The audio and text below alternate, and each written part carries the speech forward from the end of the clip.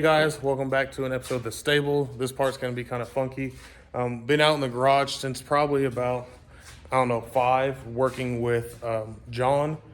He's trying to help us get this Pro M system dialed in. So he pretty much sent me a whole new tune. So he's working with us trying to get the idle set right first, because right now it's like up around like 1100, should be down around 900.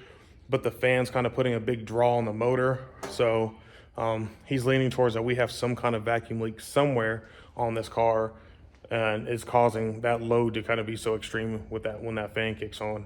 So just kind of troubleshooting here. We did change that vacuum line to a smaller one because the other one was kind of loose. We just ran it across there from now, just trying to quickly eliminate things. So it's not that, and we checked the brake booster since that is a new one we installed back when we were in the front garage and we did the K-member and stuff on this car. So it's not that. We've pretty much checked everything, but underneath the Holly there is a port, and it's supposed to have a 90-degree little fitting in there that goes to the back of the car. With everything right there, I can't see up in there, but it almost looks like there's threads, and we don't have a 90-degree fitting on there. So unfortunately for me, it looks like over the next 2 days here, as quick as I can, even with me working this week to get back to John. But I'm gonna pull this intake off just to make sure. That'll give us a chance to double check, make sure the lower intake's tight, and check the gaskets, make sure those are in good shape. All right guys, so picking this up the next day, as you can see, we just removed the intake from my dad's car. The port we were talking about on the bottom of the Holly System Max, it is indeed capped off. So those were the threads I was seeing. So it's not that, and our gasket isn't ripped either outside of where that bolt is, but that's not gonna be the issue, I don't believe. So the only other thing I can do is torque down. We'll double check that and torque down the lower intake bolts, but it appears that our vacuum leak issue was not this. So we gotta figure out what's next. I went ahead and sent those pictures to John, so we'll see what he says. All right guys, so we're still going back and forth texting with John, but trying to figure out what the issue is. If you notice, Big Doc's porting, they stamped the lower intake, or the upper and the lower actually. You can't really see it because we got a rag over there now.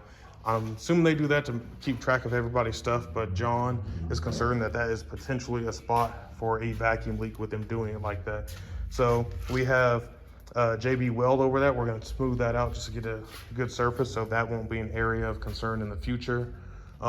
He brought up maybe there is a lower gasket issue, which you can't even really see it on this. So thankfully we have my 86 motor over here. So I'm like, what do these gaskets look like? And you can clearly see my gray gasket sticking out in that black line all the way down. So my dad's is not like that at all. So sounds like we're gonna pull off the lower intake over the next couple of days and figure out what's going on. And I figured out my 86 motor is missing that little cylinder head plug. So I gotta get those on ordered, but going through here, bouncing ideas around with John and my dad.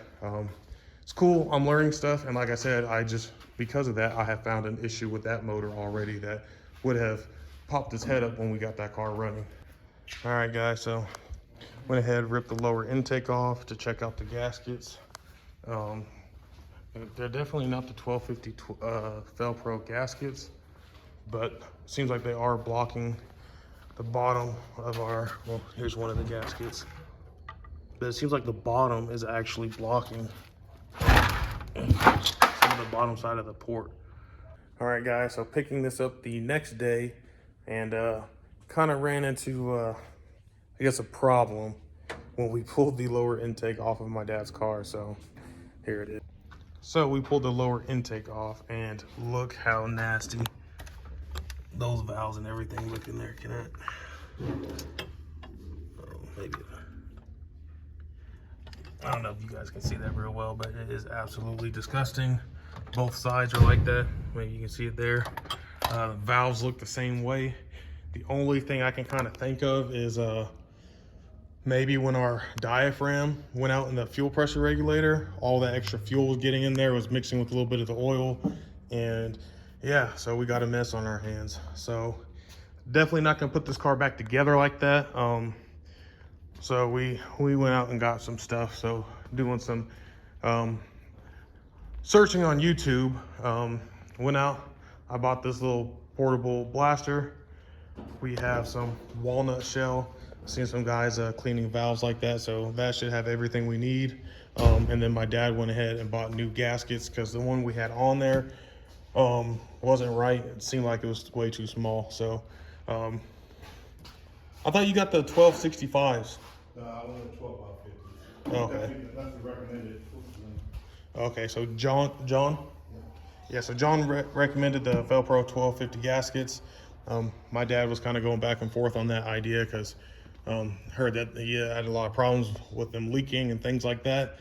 But due to different things my dad had done to this car that I'm not going to say, he was worried about that gasket and different ones.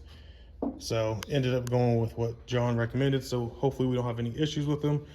But like I said, this side is like that too.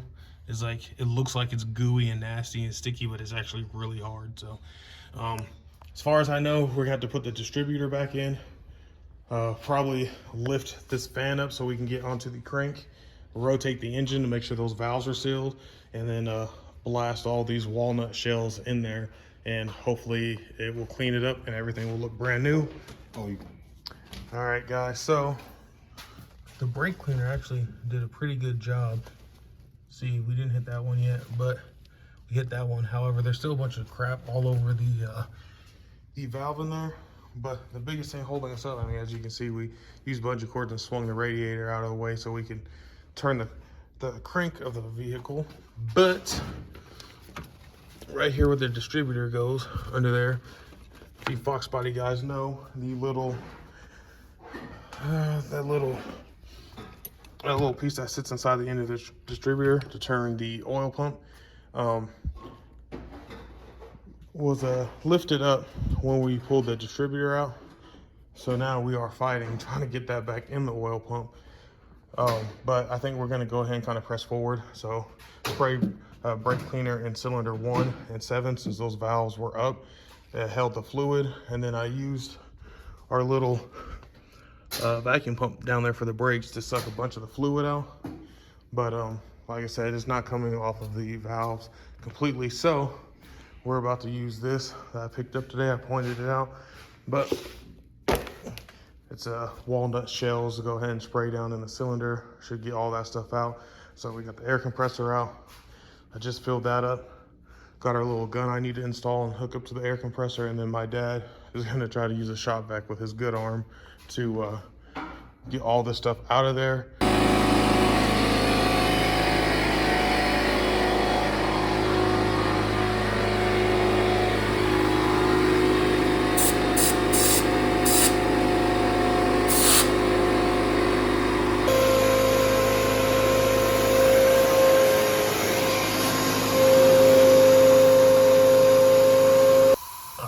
As you can see, we got a little bit of walnut down in there still, but it cleaned that valve stem, that valve completely. So there might be a little bit at the bottom, but I don't think we're gonna get much better than that. Now you want to hit it with air now? Yeah, I'm just gonna hit it with straight air and blow the rest of that out of there. But, guys, not bad from Harbor Freight.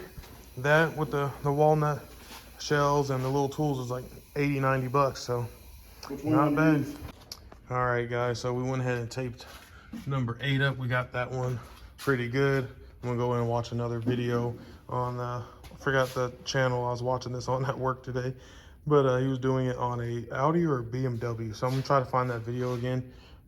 Got everything out of that one that I think we're gonna get. I'm gonna see if there's a better way, because there's just maybe some real fine pieces of walnut just sitting on the valve that we keep trying to blow out. But I'm wondering if, since it's walnut, if it just might burn up if any gets in there. But so tape that up for the night. So the next one we know is gonna be 3, and I'm not sure which one is gonna be on this side yet. All right, guys, back out here again. We've been going at it for several hours, but we've been having our phones going up there watching college football today. So if you guys can see how nasty cylinder 5 is over there. We got 5 and 4 left and we're done.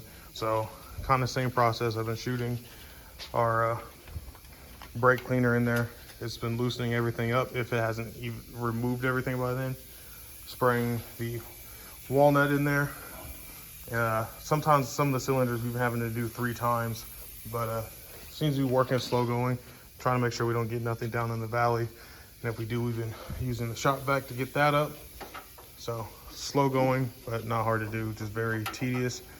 And yeah, so we got 2 left, and then probably have to come over, and my dad said we got to clean the intake up, the lower intake. So you guys can see how it's kind of nasty, but some of that is just brake cleaner from yesterday. So got to clean that up. And then we got the lower gasket for that, so maybe either set that tonight or set that tomorrow, and then we're just waiting on the upper and then put the car back together. All right, guys, so make sure the valley was clean, blew everything off again, got cylinder number 4 cleaned, and went ahead and rotated everything back to top dead center. So, Dad, what's the game plan for tomorrow? Tomorrow, try to get the oil pump Oh, yeah. shaft back in. Yep, that's Put the going lower to take intake on all day. and hook everything else back up. Well, how much is there to hook up to the lower intake? Because we won't. Everything. Well, we can't because we don't have the gasket, right? Yeah. We have the lower intake, but we don't have the upper. I thought have the everything upper. attached to the upper, No, like the vacuum lines and stuff. yeah, but that's the small stuff to me. The bottom, What else attaches to the lower besides the all the hoses the coolant hoses and the Coolant one in hoses. front? in front. So Oh, yeah, that's not really, too yeah, much. Yeah. If we had the upper gasket, we could have everything back together tomorrow. So having the lower though, it won't take long to put on the upper. All right, well, there you have it, guys. So that's the game plan for tomorrow. So we'll pick this back up then. All right, guys, we're back at it today. Forgive my lack of energy. I'm still dragging, I guess, even though I just drank an energy drink. But seen a trick on a YouTube short. And I'll have to plug the guy in here. But supposedly you can get a O-ring on like a 1/4 inch extension, put it on top of that oil pump drive shaft, slide this down on there. This O-ring will center it up, and then you can get everything lined up. So we're about to try that. All right, guys, so if you can see that little drive shaft in there, right there in the hole, this little hexagon looking thing.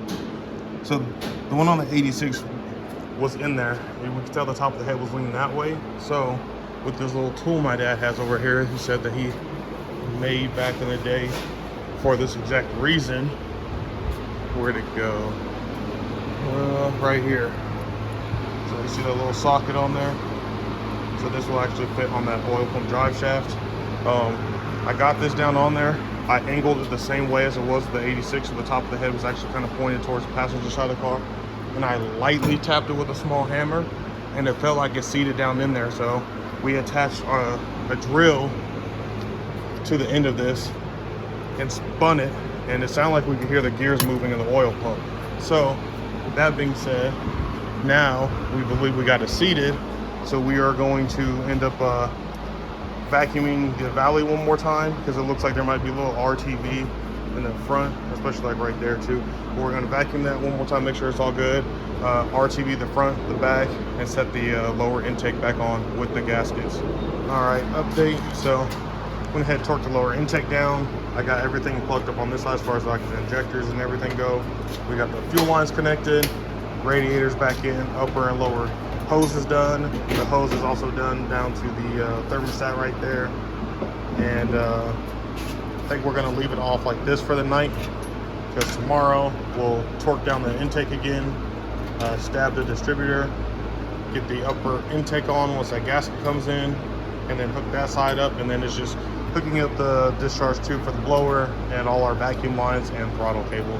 All right, guys, this is the next day, so we just came out here real quick, did the torque sequence again on the lower intake, make sure that was good. We installed the water pipe right there back to the heater core, and then we just remembered to put spark plug number 1 in, got that plug wire set. So that's gonna be pretty much it for today, just because the gasket for in between the lower and the upper intake still hasn't come in yet, so hopefully that will come in tomorrow, and then all we have to do is an oil change, and then get back with John with tuning this thing. So just wanted to give you guys an update for today, because we're wrapping it up already.